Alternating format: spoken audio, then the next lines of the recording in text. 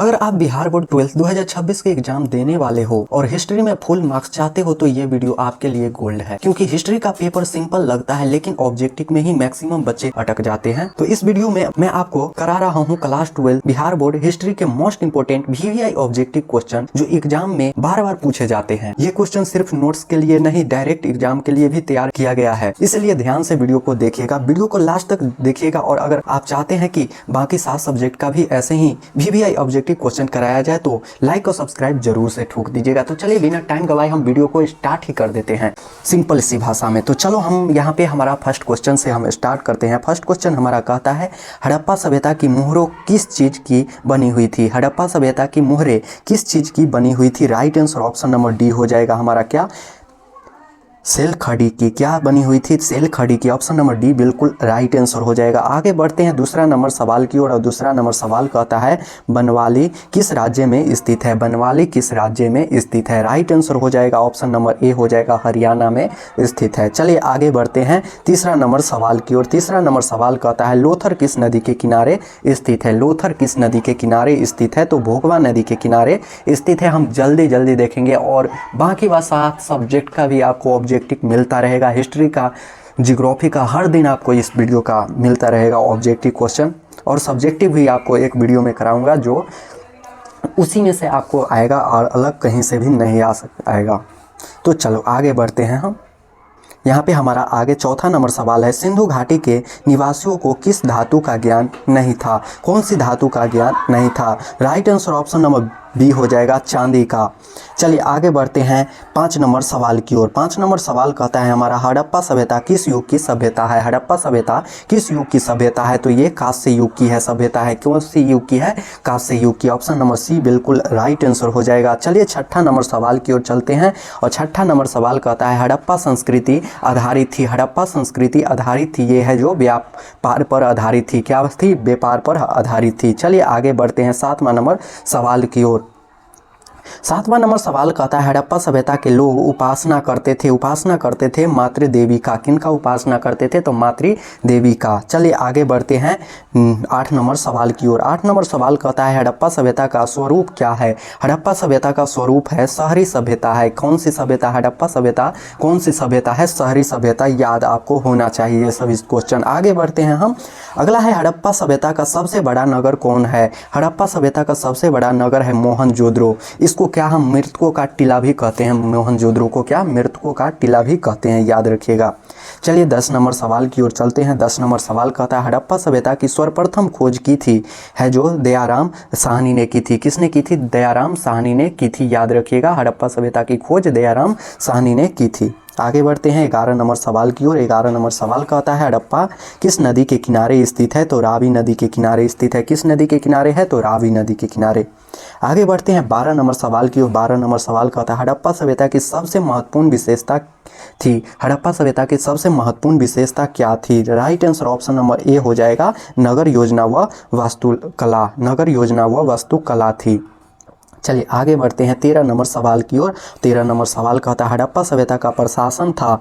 हड़प्पा सभ्यता का प्रशासन नगर पालिका था। क्या था? नगर पालिका। ऑप्शन नंबर सी हमारा बिल्कुल राइट आंसर हो जाएगा। आगे बढ़ते हैं 14 नंबर सवाल की ओर। 14 नंबर सवाल कहता है हड़प्पा सभ्यता के पतन के क्या कारण थे? हड़प्पा सभ्यता के पतन के कारण थे विदेशी आक्रमण, प्राकृतिक कारण और मानवीय कारण। ये है जो तीनों है जो हड़प्पा सभ्यता को नष्ट होने का सबसे मेन मुद्दा कारण था। ऑप्शन नंबर इसका क्या? डी राइट आंसर हो जाएगा, तीनों था।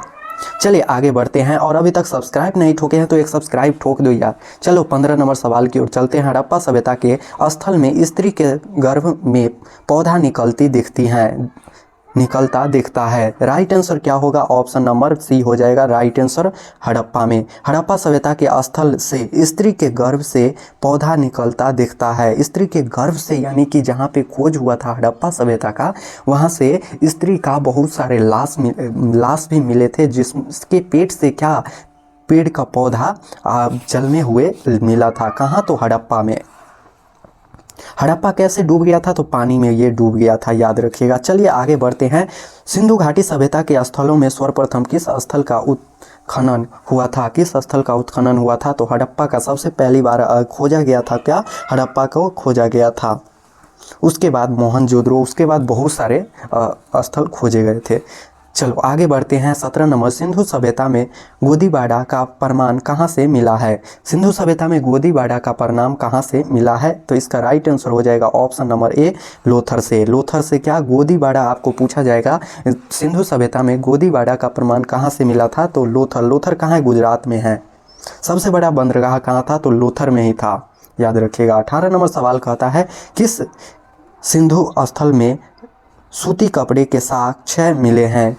किस सिंधु स्थल में सूती कपड़े के साक्ष्य मिले हैं? तो राइट आंसर हो जाएगा, सूती वस्त्र की बात कर रहा है ऑप्शन नंबर डी, मोहनजोदड़ो। और इसको हम मृतकों का टीला भी कहते हैं, याद रखिएगा। चलिए आगे बढ़ते हैं। अगला हमारा सवाल है, मोहनजोदड़ो का उत्खनन किया था। मोहनजोदड़ो का उत्खनन किस किया था, यानी कि खोज किसने की थी? आर डी बनर्जी ने किया था। कौन किया था? आर डी बनर्जी ने।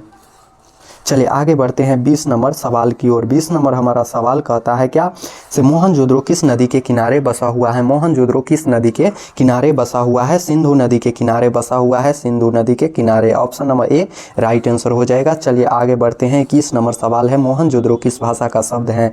मोहनजोदड़ो किस भाषा का शब्द है? राइट आंसर सिंधु भाषा का शब्द है, सिंधी भाषा का शब्द है, सॉरी।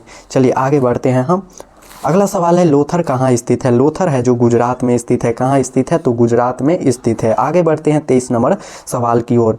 और 23 नंबर सवाल कहता है, प्राचीन इतिहास का निर्माण किया गया था। प्राचीन इतिहास का निर्माण साहित्य स्रोतों के आधार पर, विदेशी यातायात की विवरण के आधार पर और पुरातात्विक अवशेषों के आधार पर। ऑप्शन नंबर क्या? डी हमारा राइट आंसर हो जाएगा, उपयुक्त सभी के आधार पर किया गया था। आगे बढ़ते हैं 24 नंबर सवाल की ओर। 24 नंबर हमारा सवाल कहता है, यहाँ पे कालीबंगन भारत के किस राज्य में अवस्थित है? कालीबंगन भारत के किस राज्य में स्थित है? बहुत ही आसान सवाल है, राजस्थान, और यहाँ से सवाल पूछे जाते हैं। चलिए आगे बढ़ते हैं 25 नंबर सवाल की ओर। कहता है, गंदे पानी की निकासी की समुचित व्यवस्था सर्वप्रथम किस सभ्यता में देखने को मिली थी? कौन सी सभ्यता में? तो सिंधु घाटी सभ्यता में ही देखने के लिए मिला था। चलिए आगे बढ़ते हैं 26 नंबर सवाल की ओर। कहता है, कालीबंगन किस नदी के किनारे अवस्थित है? कालीबंगन किस नदी के किनारे स्थित है? तो सरस्वती नदी के किनारे स्थित है। चलिए आगे बढ़ते हैं हम 27 नंबर सवाल की ओर। सिंधु सभ्यता का बंदरगाह नगर कौन है? सिंधु सभ्यता का बंदरगाह नगर कौन सा है? तो ये है लोथर। ऑप्शन नंबर क्या? डी राइट आंसर हो जाएगा, लोथर। चलिए आगे बढ़ते हैं हम 28 नंबर सवाल की ओर। सिंधु सभ्यता में नर्तकी की मूर्ति कहाँ से मिली थी? है जो मोहनजोदड़ो से मिला था। नर्तकी की मूर्ति बहुत ही इंपॉर्टेंट सवाल है, और ये आपको 12th ही नहीं, आपको कहीं भी नहीं छोड़ेगा ये सब सवाल। आगे चलते हैं हम। अगला सवाल है, सिंधु सभ्यता का किस नदी के साथ व्यापारिक संबंध नहीं था? तो ये चीन से कोई व्यापारिक संबंध नहीं मिला है, बाकी बात सभी से तो मिला ही है। और आपको कमेंट बॉक्स में ज़रूर से एक क्वेश्चन का बताना है, कोलंबस है जो कोलंबस ने किसकी खोज की थी? ये आपको कमेंट बॉक्स में ज़रूर से बताना है। चलिए 30 नंबर है, सिंधु वासियों के प्राथमिक प्रमुख देवता कौन थे? सिंधु वासी के प्रमुख देवता कौन थे? तो वो थे हमारे पशुपति महादेव थे। क्या? पशुपति महादेव। आगे बढ़ते हैं 31 नंबर सवाल की ओर। 31 नंबर सवाल कहता है, सिंधु घाटी सभ्यता का कौन सा स्थान मृतकों का टीला के रूप में जाना जाता है? देखो पूछ लिया, यहाँ पे मृतकों का टीला मोहनजोदड़ो को कहा जाता है। ऑप्शन नंबर सी हमारा राइट आंसर हो जाएगा। 32 नंबर सवाल देखते हैं। 32 नंबर सवाल कहता है, सिंधु घाटी सभ्यता का कौन सा स्थल सिंध का बाग कहा जाता है? सिंध का बाग मोहनजोदड़ो। सिंध का बाग कहा जाता है किसको? मोहनजोदड़ो को कहा जाता है। आगे बढ़ते हैं हम 33 नंबर सवाल की ओर। सिंधु सभ्यता में समाज का स्वरूप था। सिंधु सभ्यता में समाज का स्वरूप क्या था? मातृ-स्तनांतरक। क्या था? मातृसत्तात्मक, यानी कि माता पिता के, आप इससे याद रख सकते हैं, सिंधु सभ्यता में माता पिता के संघात्मक पर था, और बात करें मोहनजोदड़ो में तो वो उसमें पिता के संघात्मक था। चलिए आगे बढ़ते हैं हम अगला सवाल की ओर चलते हैं 34 नंबर सवाल की ओर। 34 नंबर सवाल कहता है, सिंधु घाटी सभ्यता किसके समकालीन नहीं मानी जाती है? सिंधु घाटी सभ्यता है जो किसके समकालीन नहीं मानी जाती है? तो ये चीन है, जो चीन से इनका कोई भी सबूत नहीं मिला है। बाकी मिस्र से मिला है, मेसोपोटामिया के से मिला है, कीट की सभ्यता से मिला है। ये तीनों टॉपिक आप जरूर एग्जाम हॉल में पढ़ के जाइएगा, क्योंकि इसमें से आपको दो ऑब्जेक्टिव 2 से 3 ऑब्जेक्टिव आपको इस चैप्टर से आएगा और उसके बाद आपको यहाँ से दो सब्जेक्टिव भी पूछा जाता है, इसलिए आप ये 3 टॉपिक पर ज़रूर से पढ़ के जाइएगा। चलिए आगे बढ़ते हैं 35 नंबर सवाल की ओर। सिंधु सभ्यता का क्षेत्रफल किस आकार का था? सिंधु सभ्यता का क्षेत्रफल है जो त्रिभुजाकार था। क्या था? त्रिभुजाकार, यानी कि जहाँ भी स्थल मिले हैं वो क्या समुद्र के तट पर ही मिले हैं, कहीं पाकिस्तान में, गुजरात में, राजस्थान में और बिहार में है इसका कोई भी स्थल नहीं मिला है। तो ऐसे करके बहुत सारा स्थल मिला था। चलिए आगे बढ़ते हैं हम। अगला सवाल है हमारा कितना 36 नंबर सवाल। किस सिंधु स्थल में महिला और पुरुष को एक साथ दफनाया गया था? कि आपको ये बताया गया था रोपड़। क्या में? रोपड़। ऑप्शन नंबर सी हमारा राइट आंसर हो जाएगा। चलिए 37 नंबर सवाल है। सिंधु घाटी सभ्यता में विशाल स्नानागार के अवशेष कहाँ से प्राप्त हुए हैं? तो ये है जो मोहनजोदड़ो से प्राप्त हुए हैं। विशाल स्नानागार मिला था कहाँ से? तो मोहनजोदड़ो से मिला था। अगला सवाल देखते हैं 38 नंबर। सिंधु घाटी सभ्यता की जुड़वा राजधानी थी हड़प्पा मोहनजोदड़ो। कहाँ थी? हड़प्पा मोहनजोदड़ो। चलिए आगे बढ़ते हैं हम। आगे बढ़ते हैं। रखाल दास बनर्जी को मोहनजोदड़ो के अवशेषों किस वर्ष मिले थे? रखाल दास बनर्जी को 1922 ईस्वी में मिला था। ऑप्शन नंबर क्या? सी राइट आंसर हो जाएगा। चलिए आगे बढ़ते हैं। अगला है हल से जुते खेत का साक्ष्य कहाँ से मिला है? तो ये कालीबंगन से मिला है। इंपॉर्टेंट सवाल है और आपको एसएससी जीडी में भी ये सवाल आपको देखने के लिए मिलता है।